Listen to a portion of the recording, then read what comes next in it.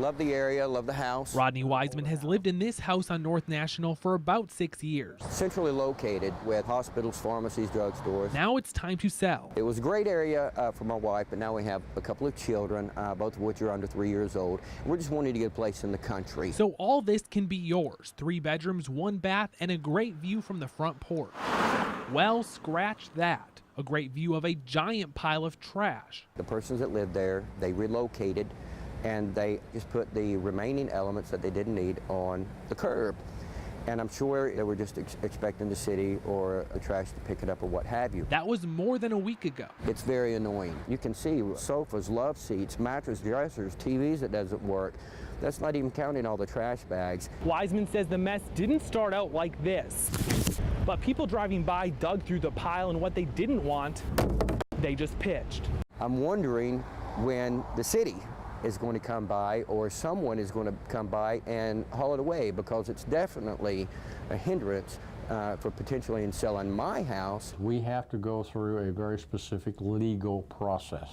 We can't just say, that's a violation, I'll be out tomorrow to clean it up. Yesterday, the city left this notice telling the owner he has 15 days to clean up the mess, or the city will do it for him and charge him on his property taxes. They want the trash gone before it causes more problems. It draws the rats and the rodents and things of that nature. Those type of issues can migrate to the adjoining properties, which may be pristine and clean. Wiseman says when he called the city to report the mess, they were great to work with. He's not upset with them. He just wants the pile gone. Early this morning, I was picking up trash in my yard, in the neighbor's yard. An eyesore in Springfield now cleaned up. We first told you yesterday about a huge pile of trash in North Springfield causing problems. KSPR's Jonathan Wahl shows how a good Samaritan stepped in to help. It's very annoying. You can see sofas, love seats, mattress, dressers, TVs that doesn't work.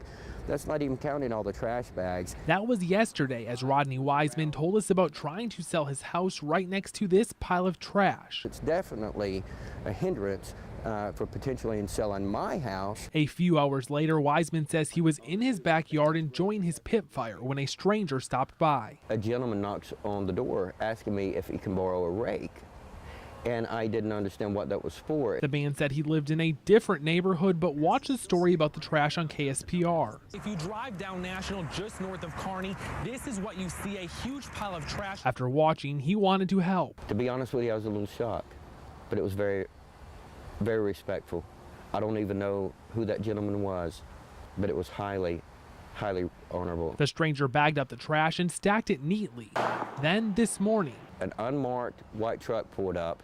I don't know if it was the landlord, if it was a city, if it was the same gentleman, or just another good Samaritan. He loaded up the mess and hauled it off. It's hard to tell this is even the same yard. Yesterday it was covered in trash.